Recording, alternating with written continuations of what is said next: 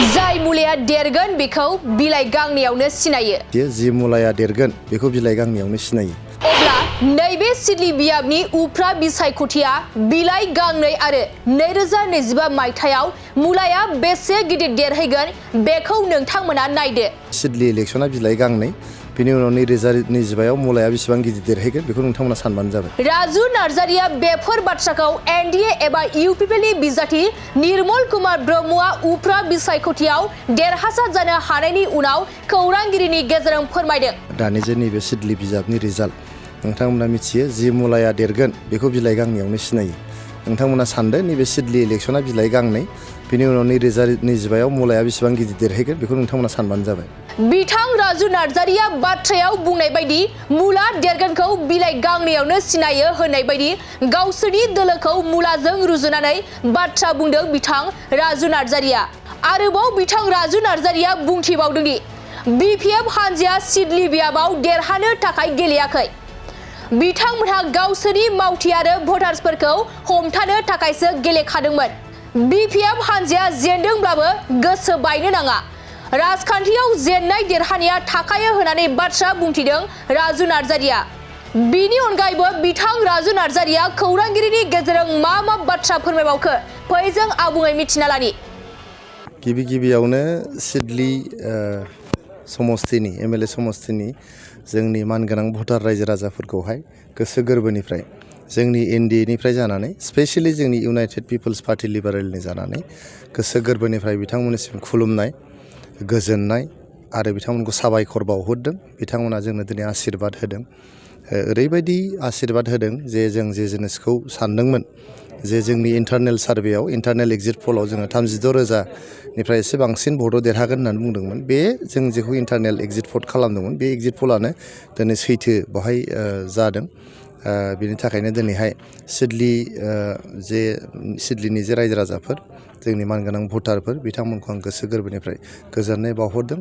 जोंनो रायजो राजाखौ सेबा खालामनो, रायजो राजाफोरनि थाखाय मोजां हाबा मावलांनो थाखाय जे बिथांमोना सुजुग होदों आरो आं आदा निर्मल कुमार ब्रह्म बिथांनो गोसो गोरबोनिफ्राय हामलायनाय जासिहरदों। बिथाङा दिनै सिदलि समस्तिनि सासे एमएलए जानो हाबाय जोंनि इउपिपिएल हान्जानि जानानै।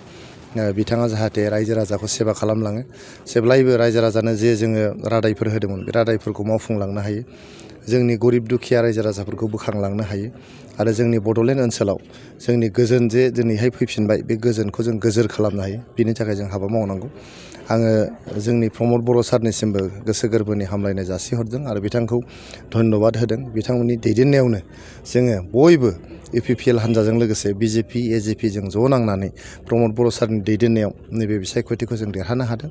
लोगोसे जोंखौ आशीर्बाद होदोंमोन जोंनि आसामनि कर्मयोगी चिफ मिनिस्टार मानगोनां डक्टर हिमन्त बिश्व शर्मा सारा। गतिके बिथांनोबो आं गोसो गोरबोनिफ्राय साबायखर बावहरदों आरो हामलायनाय जासिहरदों। नोंथांमोननि जे बेरेखा दोलोआव थानानै बिपिएफ बा कंग्रेस दोलोनि दैदेनगिरि बिथांमोनाबो गोख्रोङै खामानि मावदोंमोन, नाथाय बिथांमोना देरहानो हायाखै।